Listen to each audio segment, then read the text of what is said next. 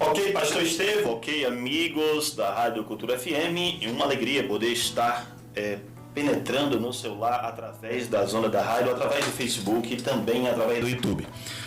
Pastor Estevão, nessa noite nós iremos aqui recapitular um pouco daquilo que a Bíblia nos apresenta. O que significa a Bíblia? O tema de hoje é Jesus e as Escrituras Sagradas. Qual é o link que a Bíblia traz? Olhando para a Bíblia com Jesus, qual a importância que isso tem para a nossa vida? Será que quando nós vamos a Jesus, nós encontramos os ensinamentos dele na Escritura? Como é? Hoje nós vamos discutir isso aqui. O que é inspiração, o que é iluminação? Então, tudo isso nós veremos no programa de hoje à noite, ok, Pastor Estevão? Vamos lá, amigo. E aí, o que é que você tem de novidade para nós aí, amigo? Vamos aqui bater um papo legal e transmitir aos nossos amigos Jesus das Escrituras Sagradas. Será que, de fato, se nós formos à Escritura, nós encontramos Jesus lá? Com certeza. Na verdade, a revelação especial é Cristo Jesus. Nós estamos dando início aqui, Pastor Flávio, todas as quintas-feiras, nesse primeiro bloco, Jesus, restaurador da vida. Que legal. Que Jesus, né? Restaurando vidas, né? Exato. Você que está no YouTube e no Facebook, você pode olhar aqui o nosso material. O meu é rosinha porque é do Ministério da Mulher, né? Mas o do Flávio também tem um azulzinho aí, para não ter problema. E esse material você também pode solicitar, se você mandar um WhatsApp para nós e morar aqui na nossa região, tanto eu como o Pastor Flávio pode também levar um material desse para que você, todas as quintas-feiras, nos acompanhe. Esse material que apresenta Jesus através das verdades. E hoje, como você bem disse, nós vamos falar um pouco sobre a Bíblia, a Palavra de Deus. Esse livro que, se fosse concorrer, todos os anos seria o best-seller, porque ele sempre é o livro mais vendido. Alguns dizem que é o livro mais amado, mais odiado. É um livro onde consta ali a Palavra de Deus. E eu tenho que ser sincero nesse ponto. Eu demorei um pouco a acreditar, porque eu ficava pensando, não, mas essas são palavras de homens, foram homens que escreveram. Mas certo dia eu me deparei com o livro de Daniel e as profecias desse livro, e eu vi que realmente, para ser tão assertivo assim, somente com o poder de Deus, né? Então hoje nós vamos ver algumas características desse livro sagrado.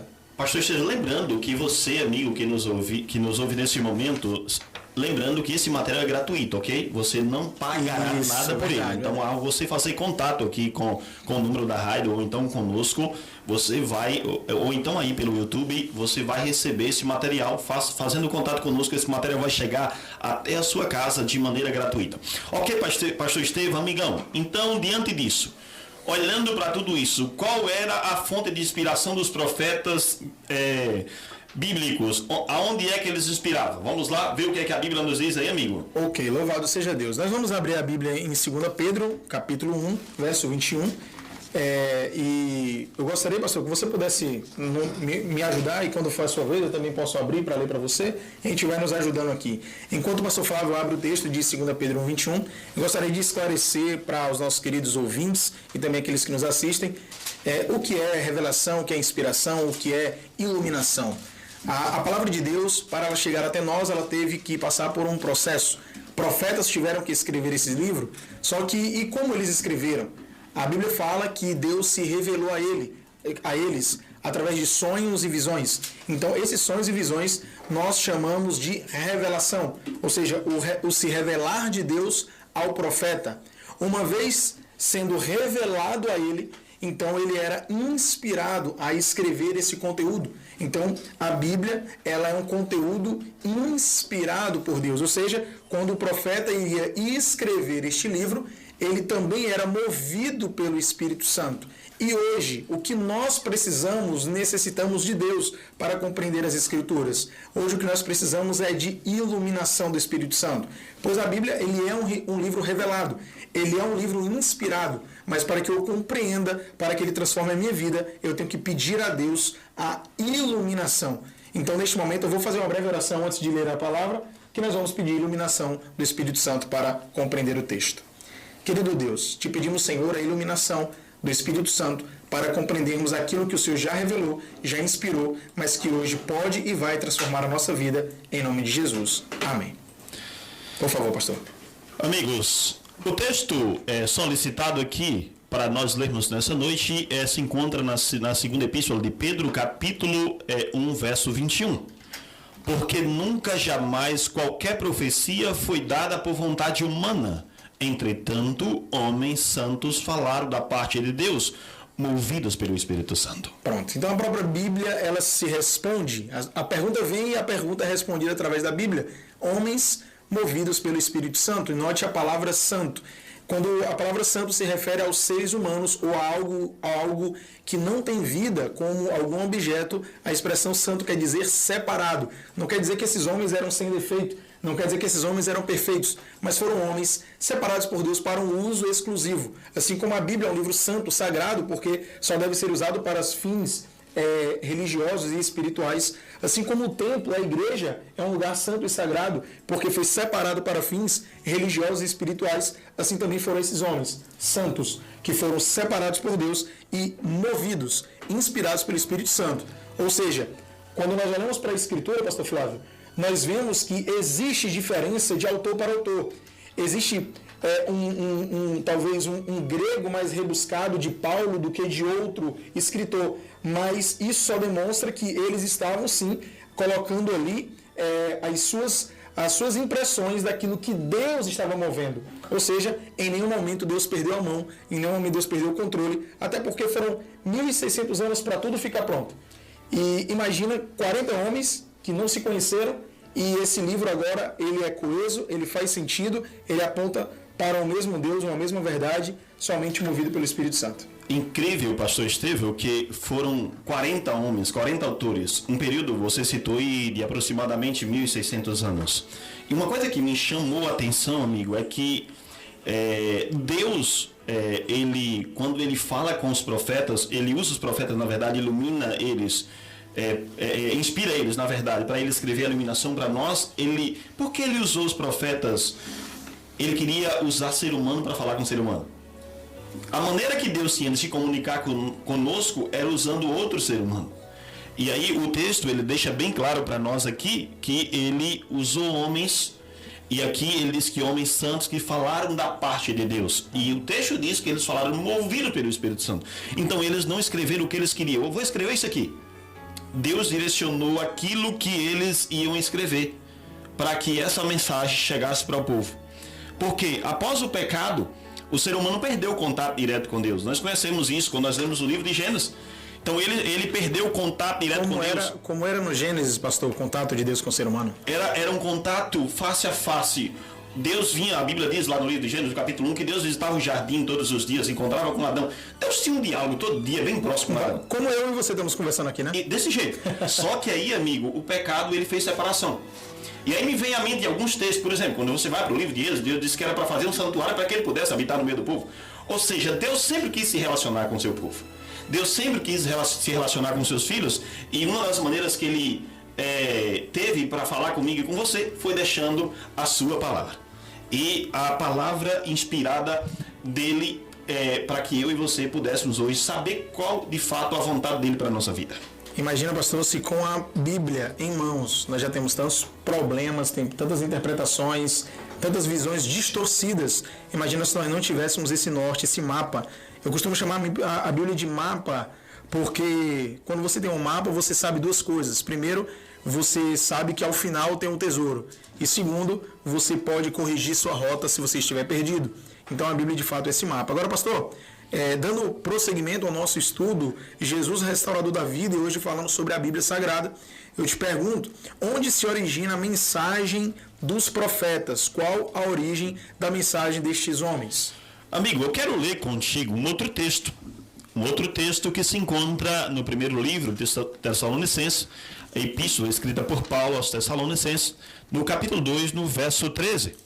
E Paulo diz assim: outra razão ainda temos nós para incessantemente dar graças a Deus, é que tendo vós recebido a palavra que de nós ouviste, que é de Deus, acolheste não como palavra de homens, e sim como verdade. É a palavra de Deus, a qual, com efeito, está operando eficazmente em vós, aqueles que creem. Amigo, incrível que ele diz que quando nós recebemos a palavra, o texto diz que através da graça de Deus, essa palavra recebida, e quando nós ouvimos essa palavra não é palavra de homens. a Bíblia nos traz aqui, Paulo nos traz a informação que essa palavra é a palavra de quem? De Deus. A palavra de Deus. Então, nesse momento, você que nos ouve através da Rádio Cultura FM, você que nos ouve através, que nos acompanha através do YouTube e do Facebook, e quando a Bíblia está sendo aberta, é a palavra de Deus que está chegando até você. Deus seja louvado por isso, amigo. Amém, louvado que seja a palavra de Deus, que Deus, ele quer se comunicar conosco. E qual é a maneira que Deus vai se comunicar comigo e com você, amigo? A maneira que Deus vai se comunicar comigo e com você é usando a sua palavra. Então, quando você abre a Bíblia, quando você se coloca diante da Bíblia, Deus está falando contigo. Amém. Louvado seja Deus. Agora, pastor, dando prosseguimento ao nosso estudo desta noite, nós chegamos à pergunta número 3. A Bíblia diz, a nossa lição, nosso guia de estudos, que o nome disso aqui é guia de estudos, ele diz o seguinte: toda a Bíblia é inspirada. É uma pergunta: será que é uma parte? Será que é metade? Será que é um capítulo? Será que existe alguma parte que não? Eu gostaria de ler com você o que está escrito em 2 Timóteo, no capítulo 3, no verso 16. 2 Timóteo 3,16, que diz o seguinte: toda a Escritura é inspirada por Deus. Não a parte, não a metade, não uma porcentagem. Toda a Escritura é inspirada por Deus e útil para o ensino, para a repreensão, para a correção e para a educação na justiça. Essa divisão de Antigo e Novo Testamento, ela é uma divisão humana. E normalmente você vai encontrar na Bíblia um verso, e aqui se finda o Antigo Testamento, ou um verso dizendo, e aqui começa o Novo Testamento. Na verdade, essa divisão de Antigo e Novo foi para organizar melhor os livros, foi para fazer uma divisão, e também porque houve um hiato, houve um abismo. Malaquias e Mateus, de aproximadamente pouco mais de 400 anos. Então, esse período de 400 anos entre o último livro do Antigo e o primeiro do Novo, de fato fez com que aqueles primeiros 39 livros fossem ali reformulados, fossem colocados à disposição do povo, e foi a Bíblia que Jesus tinha em suas mãos. Porém, nós temos aí o Novo Testamento com 27 livros tão inspirados quanto todos os outros, por isso que nós somamos 66 livros. E aqui é a Bíblia Sagrada, é a palavra de Deus, de uma ponta a outra, todos os livros, em cada verso, em cada capítulo, é inspiração de Deus. E esse texto, pastor, ele me chama a atenção porque ele dá é uma forma muito didática de falar sobre como se usar a Bíblia. Aqui diz que a Bíblia é utilizada, né, ela é útil para ensino, repreensão, correção e educação. E eu fico lembrando do meu pai e da minha mãe, que tiveram um pouco de dor de cabeça comigo. Eu não era dos mais quietos. E eu lembro que era exatamente esse passo a passo que eles seguiam. Porque assim como o pai faz, o pai ele não pode corrigir o filho se ele ainda não ensinou. Não faz sentido. Então aqui nós percebemos que a Bíblia é dessa forma, ela nos ensina. Assim como se você vê um filho seu, um sobrinho, você vai dizer para ele: olha, não pode chegar perto disso, dá choque ou faz mal, não pode comer isso, não pode tocar naquilo. Você que é o adulto tem que ensinar. E aí, à medida que a criança ou a pessoa, como diz minha mãe, dá ouvido de mercador ou não obedece, aí vem a repreensão. Ou seja, se você persistir no erro, vai acontecer isso. Se você persistir fazendo o que não deve, vai acontecer aquilo. E aí, se nós persistirmos, o que acontece? A correção. Ou seja, o pai e a mãe ele tem que fazer exatamente aquilo que ele disse que ia fazer com a criança. Assim como Deus também permite que coisas aconteçam conosco para nós aprendermos. Seguindo esse passo a passo, nós chegamos à educação na justiça. Então a Bíblia é esse livro que nos ensina, nos repreende, nos corrige e nos educa para a honra e glória de Deus. Uma coisa que me chamou a atenção no texto, pastor Estevão, amigo, é que toda a Escritura, então não existe o Novo Testamento só. E uma coisa que me chamou a atenção, esses dias eu descobri que Jesus lia, que Bíblia que Jesus lia? Jesus lia o Antigo Testamento. Então toda a Escritura de fato é inspirada. E aí essa educação na justiça, segundo Pedro, é educação para que você que nos acompanha através da Rádio Cultura FM, você que nos acompanha através do YouTube e Facebook, para que nós nos tornemos homens e mulheres segundo a vontade de Deus, para sermos homens e mulheres justos, ok? É então, isso aí. Pastor, pois não, amigo. O que devemos buscar nas Escrituras? É a pergunta de número 4. Se você quiser que eu leia, eu já estou aqui em João 5,39. Ok, amigo, pois não. O que devemos buscar nas Escrituras? João 5,39 diz o seguinte, e eu gostaria que você comentasse após a minha leitura: examinai as Escrituras, porque julgais ter nelas a vida eterna, e são elas mesmas que testificam de mim, assim diz o Senhor. Amém? Querido pastor Esteve e amigos, o texto diz examinai. O que é examinar? Por exemplo, amigo, quando você está com enfermidade, você vai ao médico fazer o quê? Eu vou lá falar dos meus problemas para ver se ele tem alguma coisa para me dar. E aí, normalmente, o médico vai interrogar você, vai perguntar, José Estevão, né? Vou usar seu nome completo aqui, imagina isso que... aí. E aí ele vai perguntar, amigo, que dia você começou a febre? E ele vai fazer um diagnóstico, ele vai fazer um exame. E ainda mais ele vai passar uma bateria de exames, você vai até um laboratório fazer o exame, porque ele tem que identificar qual é o seu problema. Ele poderia, talvez, passar qualquer medicamento e vá para casa tomar um medicamento. Mas essa não é a maneira correta. O texto diz que examinai. O que é examinar? É pesquisar profundamente.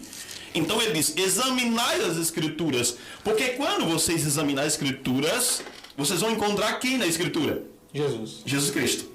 Então, amigo, quando você abre a Bíblia e quando você começa a lê-la, você vai encontrar lá Jesus. E você, além de encontrar Jesus, encontra uma outra coisa. Porque quando nós encontramos Jesus, nós encontramos vida. Amém. E o texto diz que nós vamos encontrar vida eterna. Então, vale a pena examinar as Escrituras. Porque ao encontrar as Escrituras, nós encontramos Jesus. E quando nós encontramos Jesus, agora nós temos vida eterna. Essa é a promessa do texto bíblico. Então vale a pena estudar a Bíblia, vale a pena examinar o que Deus tem para nós. Verdade. Você falou uma coisa interessante, nós até tínhamos comentado sobre isso. E quando se fala de exame e doença, eu fiquei pensando que tipo de doença nós descobrimos, né? Ao ler as Escrituras. Com certeza, amigo. A doença do ser humano é pecado. E só tem um remédio que sara essa doença. O remédio é Jesus. Pronto. Só tem um remédio, é Jesus Cristo. Então, quando nós vamos a Jesus, nós estamos curados. Então, eu te convido, você ir a Jesus, porque de fato Ele vai curar você.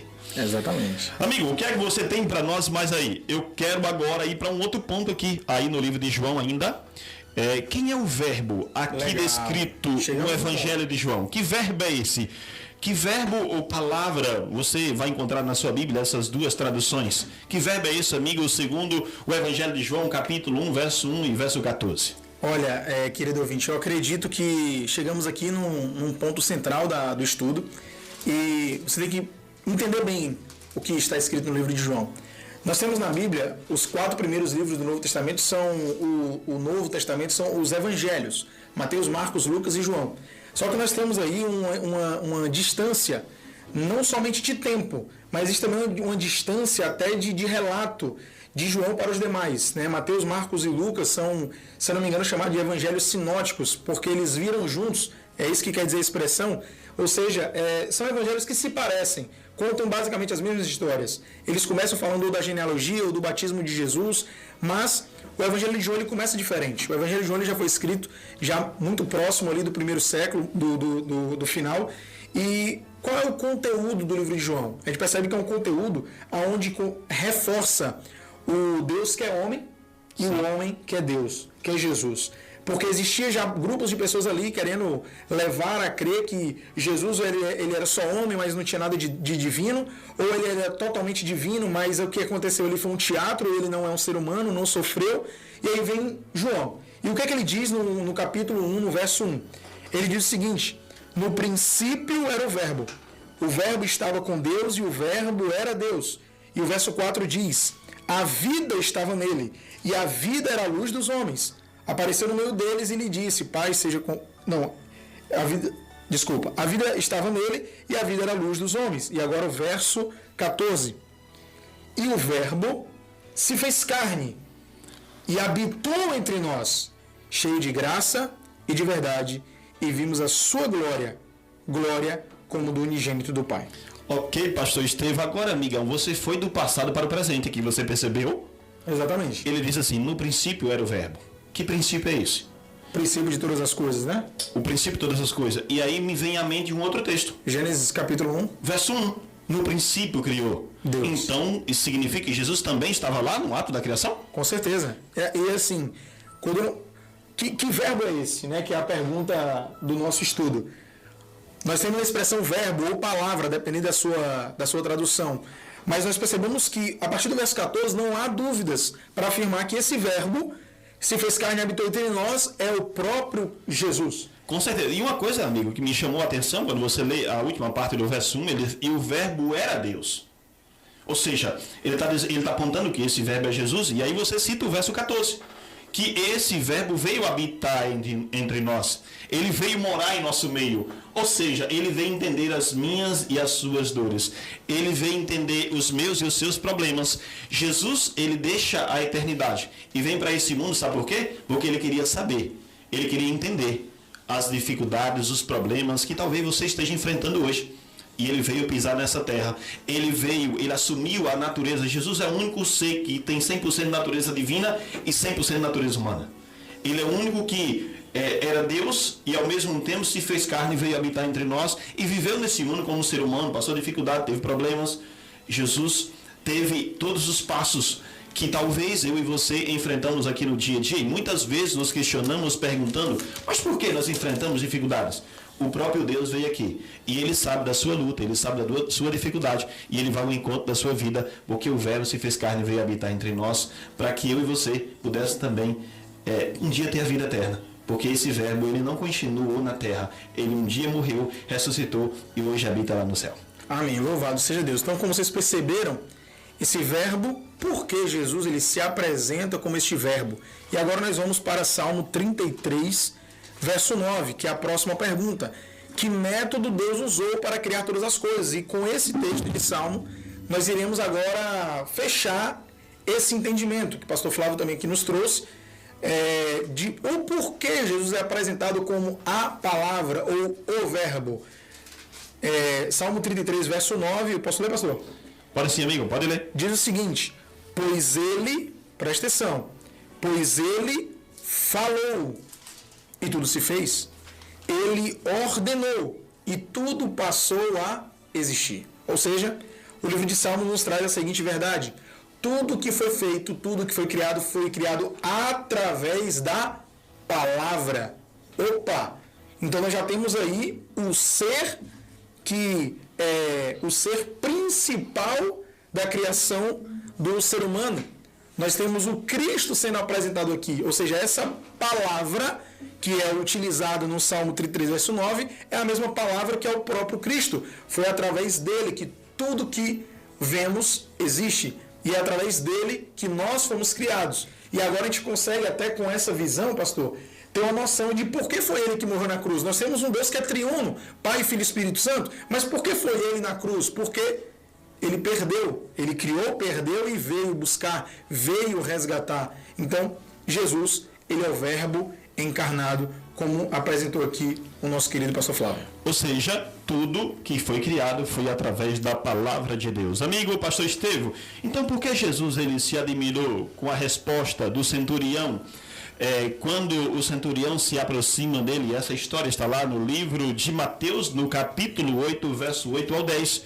O que foi que o centurião, ao se aproximar de Jesus, ele fez um pedido a Jesus, ele tinha uma necessidade. Qual era a necessidade? E quando Jesus tem um diálogo com ele, o que é que ele responde, amigo? Você gostaria de ler para nós o texto? Na hora, com todo prazer, essa é uma história que eu gosto muito. Para fazer um contexto aqui, esse centurião ele estava com um servo adoentado em seu lar. E aí, a partir do verso 8, no capítulo 8, diz o seguinte: mas o centurião respondeu: Senhor, não sou digno de que entres em minha casa, mas apenas manda com uma palavra, presta atenção o termo, o meu rapaz será curado, pois também eu sou homem sujeito à autoridade, tenho soldados às minhas ordens, e digo a este vai, ele vai, e o outro vem, ele vem, e ao meu servo fazem isto e ele o faz. Ouvindo isto, olha o que a Bíblia diz: admirou-se Jesus e disse aos que o seguiam: em verdade vos afirmo que nem mesmo em Israel achei fé como esta. Por que Jesus se admira? Primeiro, porque ele era um centurião, ou seja, ele era um homem romano, ele não era um judeu. Ele não tinha a mesma intimidade, pelo menos cultural, de estudar o livro sagrado. Então, ele não tinha, entre aspas, uma obrigação, assim como os judeus, que tinham de entender as Escrituras, estudar as Escrituras e saber que ele era o escolhido. Então, o primeiro ponto, ele era um romano. E o segundo ponto é que, quando ele apresenta o problema, no verso 7, Jesus fala assim: eu irei curá-lo. Ou seja, Jesus se coloca à disposição de ir até o enfermo. E aí é onde entra o que nós lemos. Ele fala assim: não precisa. Se o Senhor mandar daqui, ele vai ser curado lá, porque eu acredito no poder da tua palavra. E nós temos mais uma vez o termo aqui utilizado. Ou seja, a fé do centurião era a fé na palavra de Jesus, na palavra de Deus. E por isso que Jesus se admira, porque aquele homem não era um judeu. Aquele homem nem sequer queria que Jesus fosse até lá. Ele queria simplesmente que Jesus falasse, porque ele sabia que Jesus ele tem o poder em sua palavra, porque ele é a própria palavra encarnada, o verbo encarnado. É como se nós tivéssemos aqui a Bíblia, e a Bíblia ela está cheia de palavras, letras e frases, e textos, capítulos e versículos, mas quando se depara com Jesus, isso aqui agora ganha vida. Jesus é a Bíblia ambulante. Jesus ele é o verbo que se fez carne. E nós percebemos aqui que esse homem tinha uma fé genuína, uma fé verdadeira, e se você e eu desejamos ter essa fé, nós também temos que acreditar no poder da palavra. Ok, pastor Estevão, ok, ouvintes, que maravilha. Nós estamos indo aqui para o último tópico aqui do nosso guia de estudo, amigo. E o que é que você tem mais aí nesse último tópico aí, amigo, que você poderia trazer para nós aí? Pastor Flávio, Lucas 24, 27, se você puder ler para mim, enquanto eu faço a introdução aqui para os nossos queridos ouvintes. Lucas 24, 27 traz uma história, nós vamos fazer aqui um contexto, e a pergunta é, como Jesus interpretava as Escrituras? Quando Jesus olhava para a Bíblia, quando Jesus olhava para a Escritura, como ele interpretava as Escrituras? Lucas 24, 27, pastor, você pode ler para nós? Ok, amigos ouvintes, ok, pastor Estevão, amigo, o verso 27 nos diz, e começando por Moisés, discorrendo por todos os profetas, expunha-lhes o que a seu respeito constava em todas as Escrituras. Amigo, uma coisa me chamou a atenção. Jesus disse que ele começou por onde? Moisés. Por Moisés. Ou seja, ele começa pelo Pentateuco. E o que é o Pentateuco? Os primeiros cinco livros. O primeiro livro da Bíblia. Do livro de Gênesis até o livro de Deuteronômio. Então aqui Jesus diz que ele começa de lá, ele começa por Moisés, e o texto diz que após Moisés ele vai ali discorrendo por todos os profetas, e ao ir discorrendo, eu falei isso aqui no início, que a Bíblia que Jesus lia, qual era a Bíblia? O Antigo Testamento. O Antigo Testamento. E aí, tudo que era apresentado ali no Antigo Testamento apontava para quem? Apontava explicitamente para a pessoa de Jesus. Apontava para aquele que viria a esse mundo, apontava para a palavra, apontava para o verbo que veio habitar entre nós. Exatamente. Então, o contexto dessa história é um contexto muito simples. Após a morte de Jesus, esses dois jovens ficam tristes, porque eles estavam acreditando no Jesus que seria um libertador político ou um libertador de guerra, e ali eles veem agora Jesus numa cruz. E eles agora estão caminhando para Emaús, que fica aproximadamente 12 quilômetros de Jerusalém, e nesse caminho Jesus ele se disfarça para se aproximar deles, e aí acontece o que você relatou, que Jesus ele se apresenta, o termo acho que é esse, se apresenta através da Bíblia. Ou seja, Jesus ele se esconde fisicamente para se apresentar através da palavra. Então, hoje, nós não temos o privilégio de ver Jesus fisicamente, mas nós podemos vê-lo através da palavra. Nós podemos ter acesso à revelação de Cristo, porque era assim que ele olhava para a Bíblia, era assim que ele interpretava a Bíblia. Ele interpretava como uma revelação dele mesmo, porque de uma ponta a outra, de Gênesis a Apocalipse, o personagem central da Escritura é Jesus Cristo. Amém. Deus seja louvado. Eu quero só deixar 3 pontos aqui interessantes, pastor Estevão, por exemplo. Você que nos ouve, amigo, através da Rádio Cultura FM, você que nos acompanha através do Facebook e do YouTube da Rádio, lá em João capítulo 17, verso 17, diz que a palavra de Deus é a verdade. Em João 14, verso 6, Jesus diz que ele é o caminho, a verdade e a vida. E quando você vai lá para João capítulo 8, verso 32, diz que quando nós conhecermos a verdade nos libertará. Deus seja louvado. Amém. E que Deus continue conduzindo a nossa vida